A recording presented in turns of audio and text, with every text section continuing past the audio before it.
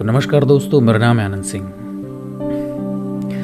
और आज मैं एक ऐसे सब्जेक्ट के बारे में बात करने वाला हूँ जिस सब्जेक्ट का नाम है पॉपुलेशन, जनसंख्या।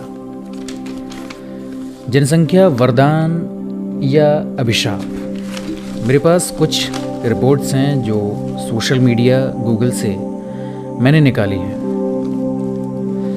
वीडियो थोड़ा लंबा हो सकता है, उसकी मुझे कोई परवाह नहीं। सही जानकारी आप तक पहुंचाना ये मेरा काम है। जनसंख्या सिर्फ संख्या नहीं है, ये किसी देश की ताकत भी हो सकती है और कभी कभी सबसे बड़ी चुनौती भी।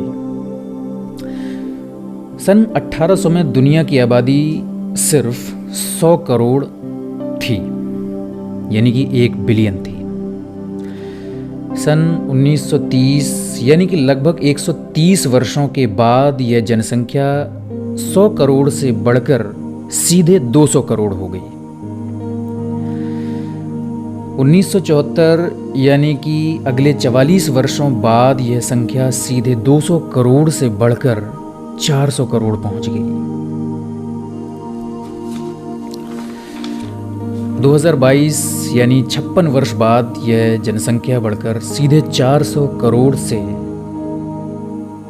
800 करोड़ पहुंच गई। यह आंकड़ा चौंकाने वाला है।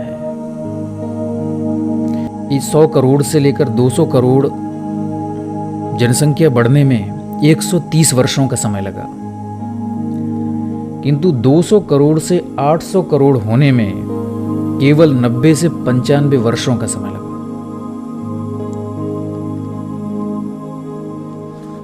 हर दिन संपूर्ण विश्व में, हर दिन प्रतिदिन संपूर्ण विश्व में 4 लाख से ज्यादा बच्चे पैदा होते हैं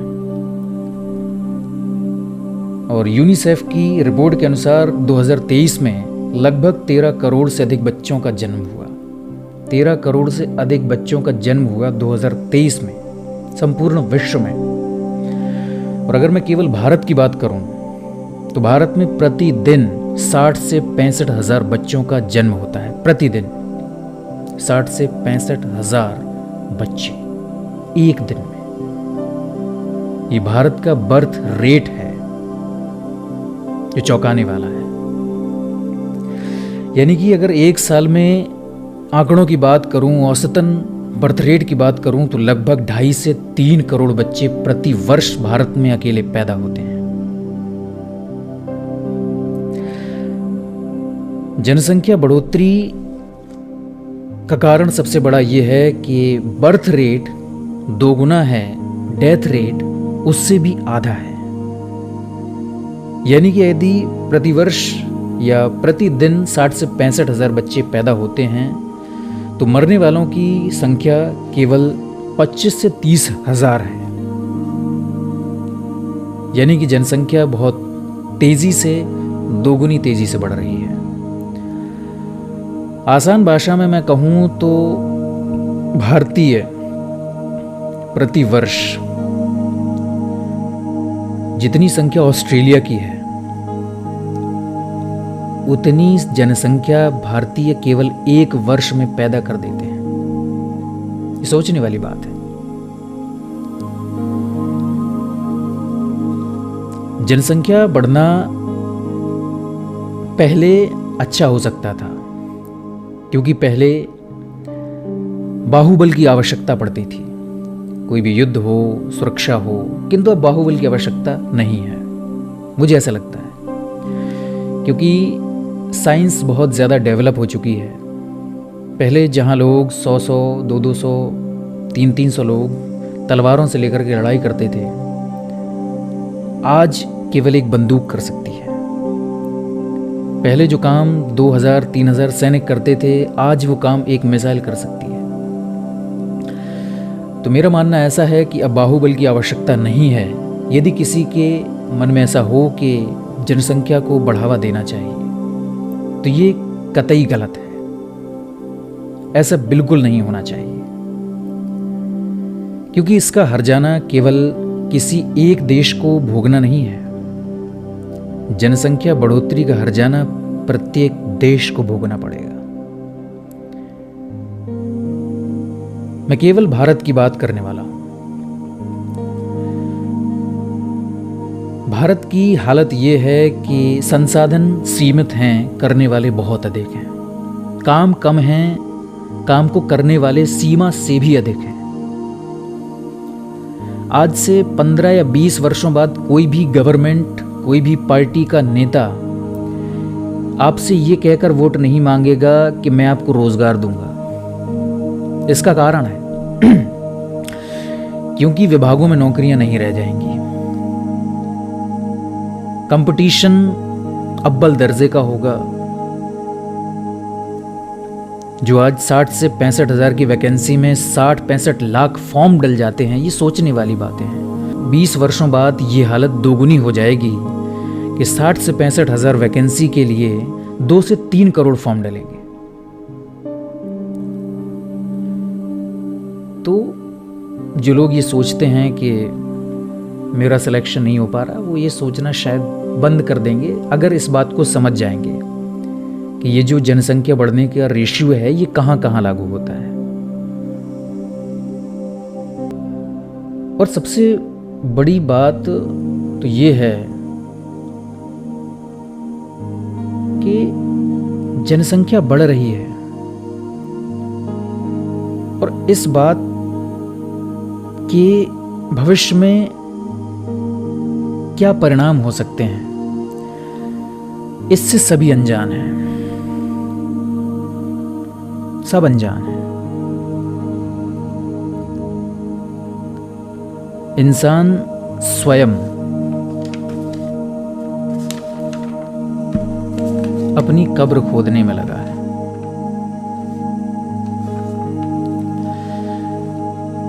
ताज्जुब की बात है कि कोई ना तो इस बात को जानता है और जो जानते भी हैं वो इस बात पर चर्चा नहीं करना चाहते हैं। मनुष्य दिन रात पेड़ों को काटने में लीन है।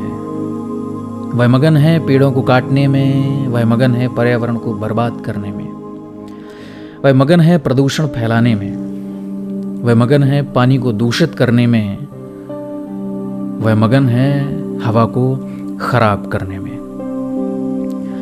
इन कार्यों को करने में संपूर्ण आबादी का 80 से 85% वर्ग एकदम लीन है, जिसे इस बात से कोई अख्तियार नहीं है कि वह जो कर रहा है आने वाले भविष्य को बर्बाद करने वाला है। इससे पहले मैंने एक वीडियो बनाई थी पेड़ों के बारे में कि पेड़ कटने से क्या नुकसान है। आने वाले समय में तापमान इतना अधिक बढ़ जाएगा कि घर से निकलना मुश्किल होगा। मजदूर जो रोज काम करके पैसा कमाते हैं, अपना घर चलाते हैं, पेट पालते हैं, दिन में काम करना उनके लिए दुश्वार हो जाएगा। हम जीता जागता नरक बना रहे हैं अपनी आने वाली जनरेशन के लिए। एक ऐसा नरक जहां पर ना तो पीने लायक पानी होगा, ना लेने लायक हवा होगी, ना चलने लायक जमीन होगी, ना खाने लायक खाना होगा। कुछ लोगों को ये बात बहुत मजाक नुमा लग सकती है, लेकिन यही तथ्य है, यही सच्चाई है। और ये जो मैं बात कर रहा हूँ इसको बीतने में कुछ ज़्यादा समय नहीं लगने वाला है। महज 20 से 25 वर्षों में इसके परिणाम आने शुरू हो जाएंगे। बूंद बूंद से घड़ा भरता है।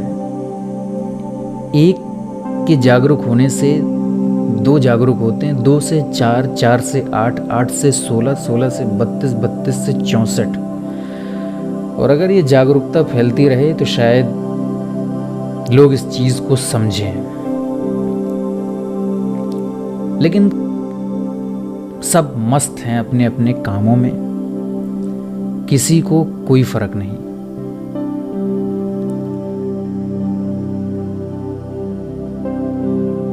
ये समझने वाली चीजें हैं, ये बदलने वाली चीजें हैं, इनको यूं ही अनदेखा नहीं किया जा सकता है। पेड़ लगने बंद हो चुके हैं। कौन पेड़ लगाता है? पेड़ लगने बंद हो चुके हैं, लेकिन पेड़ कटने आज भी उसी तीव्रता से जारी है जिस तीव्रता से आज से 5 वर्ष पहले थे। पेड़ों की कटाई में कोई फर्क नहीं है। क्या हालत होगी इन पंछियों की जो आज से 5 वर्ष बाद जो तापमान होगा, उस तापमान में आसमान में उड़ने के लायक भी नहीं रहेंगे। क्या हालत होगी उन जानवरों की? क्या हालत होगी हम इंसानों की?